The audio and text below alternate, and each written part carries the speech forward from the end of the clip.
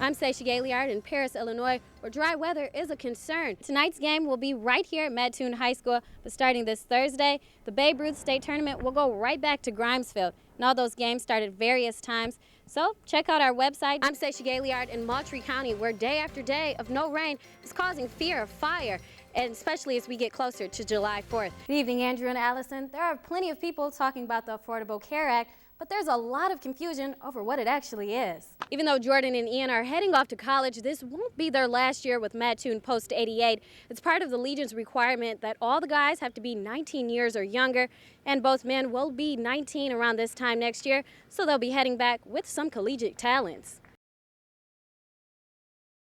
Good evening, Andrew and Allison. This type of crunch noise is normal to hear from hay, but it's not the type of sound that you would think to hear from grass. And it's just another example of why this type of dryness is causing a concern. Conditions being as dry as they are, the chances for a fire rapidly progressing into a large problem increases significantly. With the little rain lately and high winds, it's dried out the ground to a level where a small fire, campfire or a controlled brush fire, can become uncontained. Last week, a brush fire in Sullivan caught the fire department's attention. A Sullivan man started a fire in his backyard, walked away, and minutes later, And the wind had pushed the fire clear across the field. Cody Bonebreak, who works the open hayfields around the county, knows a fire like this is all too easy to start. He says this summer, the grasslands are drier than last year. You could probably throw a cigarette out the window and catch the land on fire if it's just because it's so dry out. But it's not just cigarettes that can cause that outcome. Fireworks pose a problem too. We had a fireworks display last Friday. As you can see from the small burned areas, the remnants that come down just swallow sparks with everything as dry as it's been lately. Some of the risk with taller grass, this is really dry at the tip. If you have a small fire that starts at the base of it, if it's wind driven, fire can rapidly take an area in this size here within a matter of seconds. With this dry weather, the grass can be very flammable, especially with the 4th of July coming up with the fireworks. So we want to make sure if you're out shooting off fireworks, have a fire extinguisher available. The fire captain advises you to avoid from starting fires, but if you must start a fire, you need to be more cautious than usual. I'm Sasha Gaillard in Moultrie County for WEIU Newswatch. We've been anxiously awaiting the approval of this, so we're very excited. And I know I've had lots of people in Diederich ask me, have we got it, have we got it? And they finally got it after putting together a plan to build a new park and present it to the state.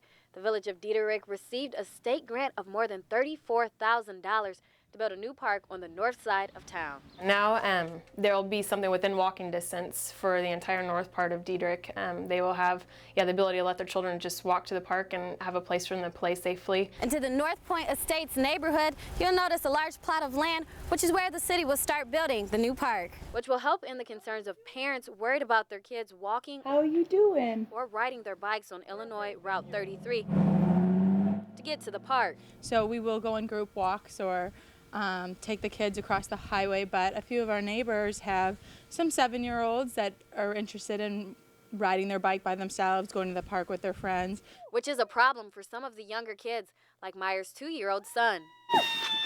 And having a park in the area is a way to keep her son safe and the community close.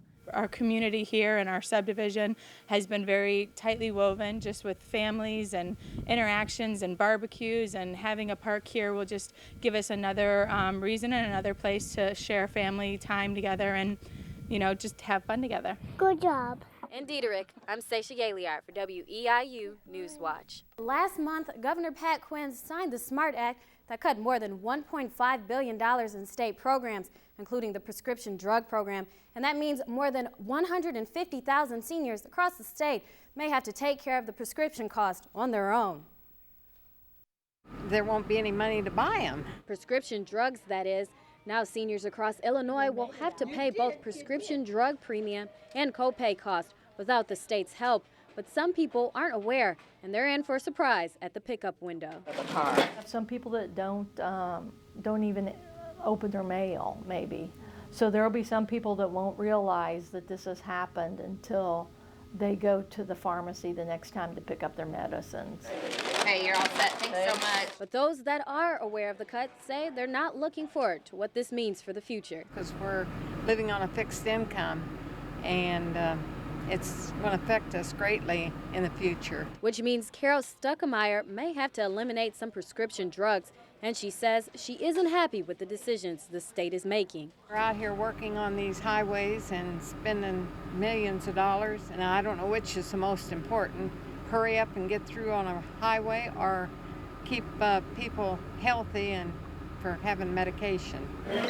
In the meantime, many seniors have to make even bigger decisions. They're going to have to choose between their medicines, their electric bill, or eating, and I'm afraid that they're not going to choose their medicines.